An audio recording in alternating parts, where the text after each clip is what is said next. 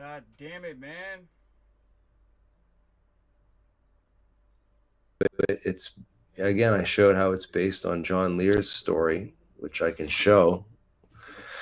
If you go on the record with John Lear, throw Knapp's name in there too, you'll find it. 1987 on the record. So John Lear, 1987, and go watch this video. If you don't believe me, and this is where he talks about this on the record. And you know what? Today I did something, and I wasn't gonna do it, but I went and challenged Knapp and Corbell to a public debate on either Concrete Podcast, or maybe we could do it on Joe Rogan. I don't know. By the way, Joe Rogan recently followed me on Twitter, which is awesome, and hopefully one day I can get on his podcast with some of the people that he's had on. I think it shouldn't be too much of a problem, as long as maybe there'll be some agreements so we don't talk about certain things. But who knows? I'm all game for anything that he wants to talk about. And it would be great to have some crazy debates on this stuff again. But yeah, the stuff that come out, there's a lot of documentation that, here's the newspaper articles on the whole thing. Apparently she was involved in a robbery murder of some Hells Angels enemy guy. There was a Hells Angels murder, and she was involved in the robbery and the murder or something, and she was sentenced to a couple years in a correctional facility out there.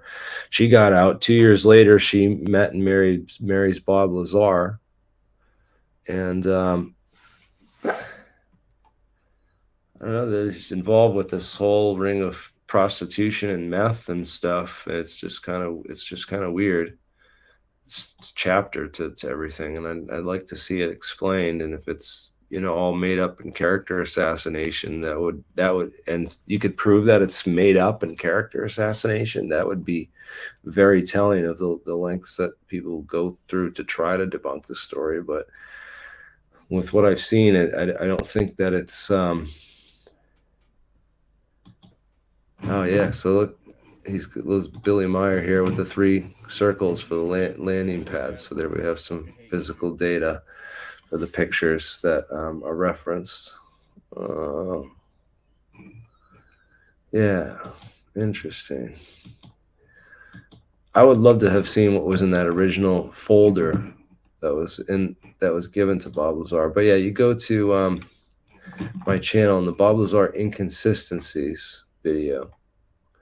A couple of these ones, but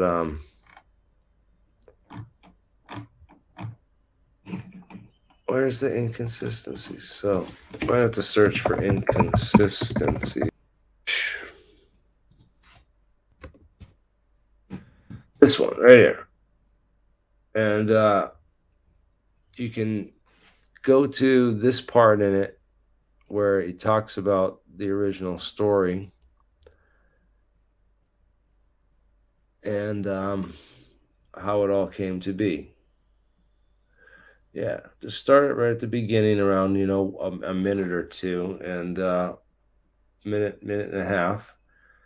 I go into the alpha probes and how Bob had these contracts still at the time. At the time that George Knapp was interviewing him, he had these contracts to repair alpha probes, and so he was going back and forth all the way from Las Vegas to Los Alamos with these alpha probes,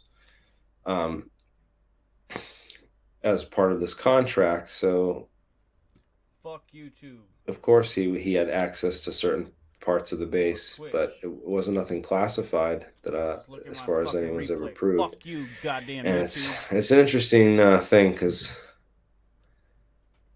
Gene Huff trades a real estate deal to he brings Bob Lazar to John Lear's house and trades him a real estate deal in exchange for all the Billy Meyer stuff. So they give him a free appraisal on his house in exchange for all the Billy Meyer tapes and Billy Meyer documents and stuff. And so these guys must have, I don't know if they sat down or what, but it just is it's interesting that John Lear is involved with all this and is behind it, because John Lear is like an ex-CIA pilot that quit and became super interested in Area 51 and all this stuff. And probably it says he's ex-CIA, but it seems like he was still CIA the whole time. It seems like he was publicly feeding a lot of misinformation and stuff about the base in order to and a lot of other conspiracy theories in general over the years. So I don't doubt that this might all be part of a CIA operation. So I don't doubt, especially with the amount of trolls that were attacking CIA operation. So I don't